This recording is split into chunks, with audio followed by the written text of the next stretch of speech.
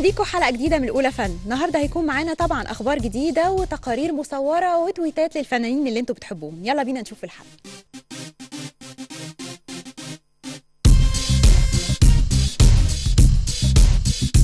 مجدي كامل لا اعلم موعد عرض ابو العريف. خلاص خلص تصوير ابو العريف ومش عارف امتى هيتعرض. سيزون العرض بالظبط اللي هيختاروه هيكون امتى مش عارفين. المهم الفيلم بيكون في اطار الاجتماعي والسياسي وبرضه في شويه سخريه، لان مجدي كامل بيقوم بدور طالب في الجامعه بيفشل في دراسته الجامعيه علشان يكون ناشط سياسي. بتمر الاحداث في مصر لحد دلوقتي، كل الاحداث اللي مرت بيها مصر بنشوفها في أحداث الفيلم، وبنشوف كمان تطور النشطاء السياسيين، وبنشوف تطور مصر راح لحد فين. مجموعة كبيرة من الفنانين مع مجدي كامل.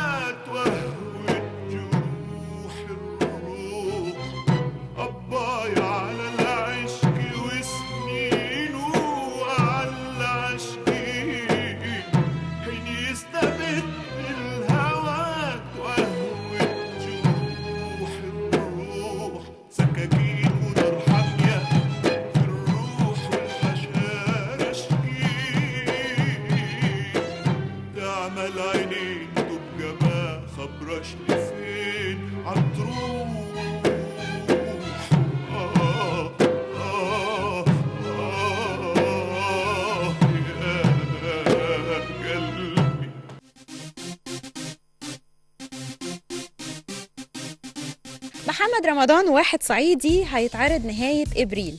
هو خلاص بداية التصوير للفيلم الجديد، وبيقولوا انه خلاص قربوا يخلصوا وهيعرضوا كمان نهاية إبريل. واحد صعيدي ده طبعا محمد رمضان بيكون بيشتغل في إحدى القرى السياحية في الأماكن الساحلية الجميلة ببلدنا، والمفروض انه يحصل مفارقات كتير جدا وأحداث في حياة الصعيدي ده لما يتوجد في فندق من الفنادق السياحية. هنشوف أكيد الفيلم لما يتعرض.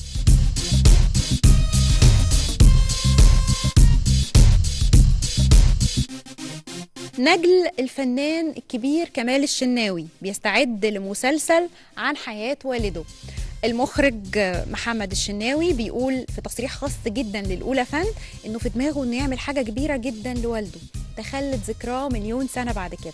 هو طبعا ذكراه موجودة 100% من كل أدواره، يعني كل أدواره السينمائية مع كل النجوم من زمان قوي، مرورا يعني مراحل حياته المختلفة. قدم لنا أفلام في السينما، ودي أكيد بتوضح لنا شخصية الفنان ده وبتربط الناس بيه، الناس اللي بتحبه طبعا وبتحب تشوف كل أفلامه. لكن كمان هو شايف ده مش كفاية، شايف إن سيرته الذاتية مهمة جدا تتعمل، بس المهم الفلوس، وعايز إنتاج ضخم قوي لأن حياته ثرية فيها رحلات وسفريات وفيها مراحل مختلفة. بجد الإنتاج ده هيكون ضخم، وهو علشان كده منتظر السيولة المادية اللي تقدر تنقذه وتخلي العمل ده يوصل للنور. مش عارف أقول لك إيه يا عبد الله، مش عارف. عايزني أعمل إيه بس؟ عايزني أروح أسقط دمعتين على كفي وأقول لها سامحيني؟ سامحيني يا اللي بعتي قلبي بعد سينما؟ يعني انا لما عرفت انها جت البحرين نسيت كل حاجه، كل حاجه يا عبد الله، كنت طاير من الفرح. بعت لها سبت ورد. عبد الله دي شافتني ما عرفتنيش يا عبد الله، ده حتى ما كلفتش خاطرها انها تشكرني على سبت الورد. عايزني اعمل ايه بالظبط يا عبد الله؟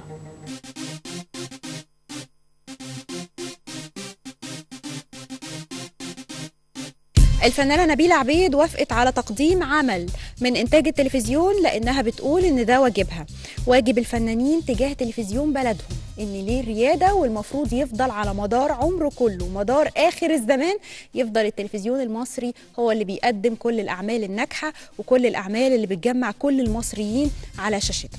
كمان التلفزيون المصري بيقدم دلوقتي مسلسل المفروض هتقوم ببطولته نبيلة عبيد، وهي وافقت موافقة مبدئية وقالت انها موافقة جدا، وكمان بترحب لان ده واجبها تجاه بلدها وتجاه التلفزيون اللي عرف ناس كتير بيها. خلاص تعبت.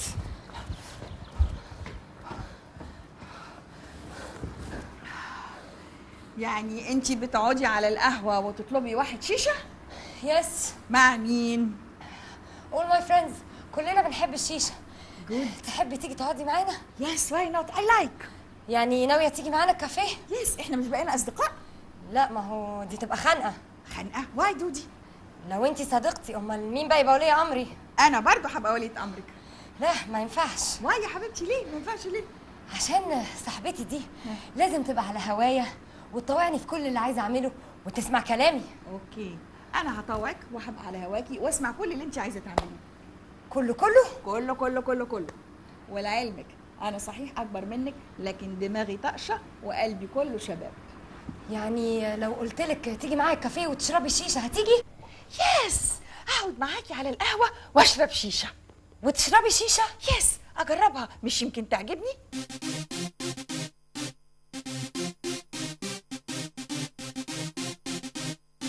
نجوى فؤاد بتستعد لتصوير هز وسط البلد منتصف ابريل المقبل. ده فيلم جديد بيناقش قضيه خطيره جدا، قضيه البطاله وقضيه قد ايه الشباب ممكن يروحوا لاي مهنه واي شغل واي جهه عمل علشان يحصلوا على عمل وعلى مصدر للرزق ممكن يكون مش مناسب بالمره ليهم ولا الامكانياتهم ممكن يوديهم لطريق مسدود. هي دي فكره الفيلم.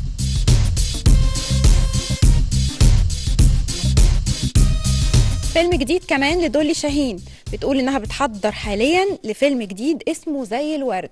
دولي شاهين المفروض انها بتقدم فيه دور غريب شوية عليها، يعني الدور ده دور سيدة مطلقة وبتحاول انها تحصل على مصدر رزق بطريقة النصب على الرجال. هي دي فكرة الفيلم، والمفروض انه في اطار اجتماعي وفي اطار كوميدي. هو صحيح بيناقش قضية مهمة جدا، قضية السيدة وحالتها الاجتماعية والإنسانية، لكن في اطار طريف بابتسامة.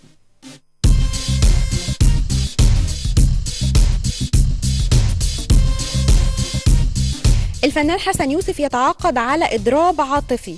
المفروض انه تعاقد خلاص بشكل رسمي على مسلسل جديد اسمه إضراب عاطفي، بطولة إلهام شاهين ومن تأليف وليد يوسف ومن إخراج إيناس الدغيدي. الفكرة جريئة شوية، هو اللي بيقول عليها كده، وكمان بيقول في تصريح خاص جدا للأولى فن انه بينتظر بداية موعد التصوير، وبيقول كمان ان بعد قرايته للدور عجبه جدا وحس ان بجد هيكون دور مختلف.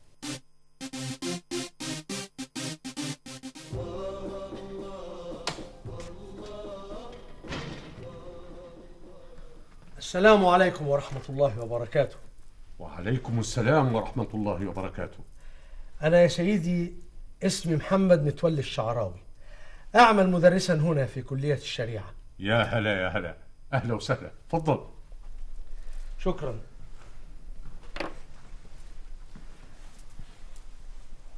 أنا شايف في الكعبة المكرمة في مبنى جديد بيتعمل عند الحصوة. إيه؟ هذا هو المبنى الجديد اللي حينتقل إليه مقام سيدنا إبراهيم عليه السلام، والمبنى الحالي حينزال عشان توسعة مكان الطواف. الناس بتزيد والزحام بيكتر. لكن يا سيدي هذا يخالف الشريعة. إيش؟ إحنا ما بنسوي شيء يخالف الشريعة، إحنا سألنا العلماء وأفتوا بهذا. ده موضوع كبير يا سيدنا ويحتاج إلى مراجعة. هذه مسألة كبيرة وتحتاج دراسة موسعة. الموضوع انتهى خلاص. طويل العمر جلالة الملك سعود جاي يوم الاثنين القادم عشان يحضر الاحتفال بنقل مقام سيدنا إبراهيم. لا يمكن ده يحصل. أستاذ، انت جاي المملكة تسوي ايش؟ أدرس في كلية الشريعة. يبقى تخليك في شغلك وملكش صالح بحاجتها. لكن يا سيدي هذا موضوع يخص كل مسلم، ومن حق كل مسلم أن يقول رأيه وأن تستمعوا إليه. عندك حاجة تاني تحب تقولها؟ لا. السلام عليكم. وعليكم السلام.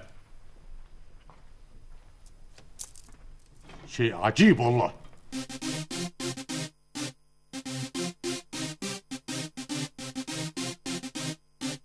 طارق العريان بيقول معرفش حاجة عن مسلسل ألف ليلة وليلة. صرح المخرج طارق العريان للأولى فن إنه ما يعرفش أي حاجة عن مصير المسلسل اللي المفروض عمله وبدأ تصويره منذ عامين. اتوقف التصوير لكن ما يعرفش أي حاجة هتحصل، لا هيكمله ولا مش هيكمله، وبيقول إن اتوقف التصوير بسبب خلاف نشب بين منتج العمل وبين قناة فضائية المفروض إنها اشترت ألف ليلة وليلة. هو ما يعرفش أي حاجة عن المسلسل، ما يعرفش هو الموضوع راح لفين، ما يعرفش كمان إذا كانوا هيستأنفوا التصوير ولا لأ، وما عندوش أي معلومات.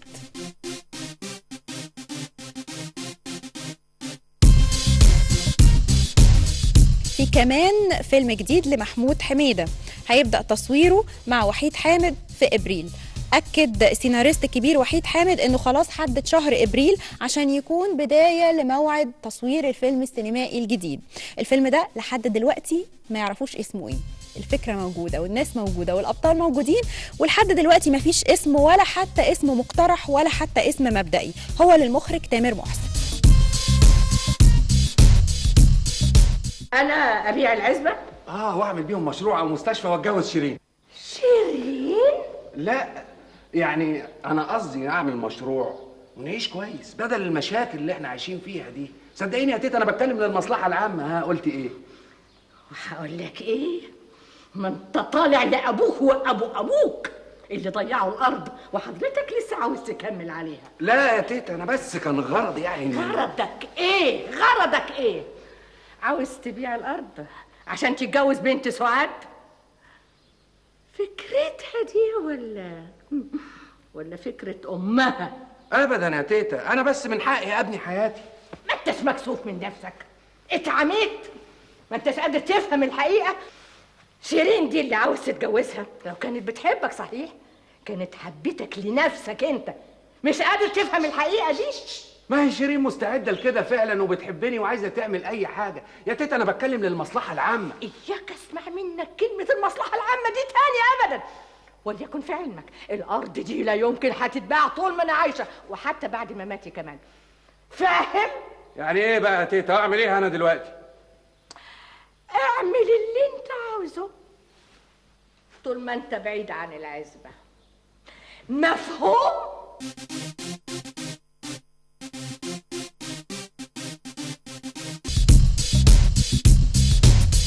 دلوقتي خلاص خلصت اخبارنا وهنروح لتقاريرنا المصوره ونشوف الكاميرا الاولى فين راحت فين.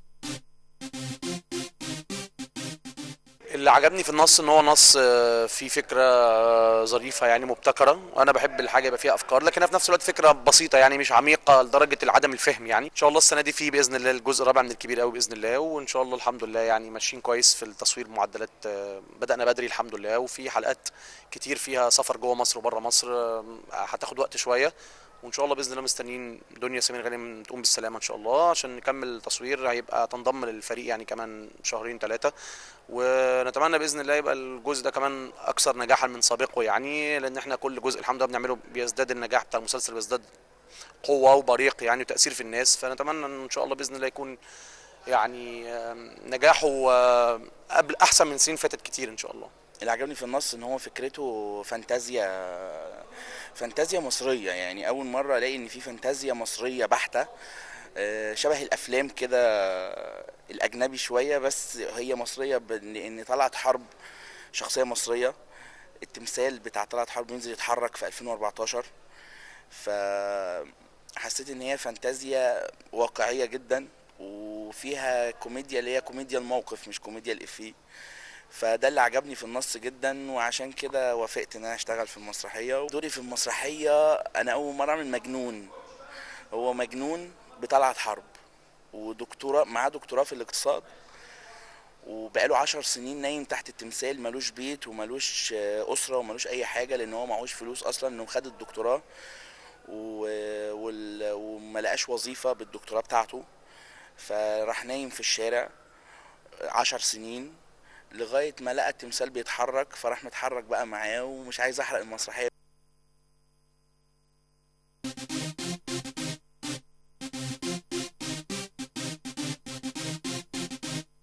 يلا مع التويتات وكل كلام الفنانين على تويتر. ماجدة الرومي بتقول استعد الحفل في مصر بعد غياب 13 سنة. كمان محمد حمائي بيقول ابدا تصوير اغنيه حاجه مستخبيه، اغنيه حلوه قوي. كارول سماحه بتقول استعد لحفلتين في امستردام في مايو المقبل. كمان مروان خوري استعد للغناء باللهجه الخليجيه والاول مره. مريم فارس اقضي وقتا ممتعا في باريس في اجواء خياليه. كنا معاكم في الاولى فن، اخبار وتقارير وتويتات. خليكم معانا، نشوفكم الاسبوع الجاي. باي باي.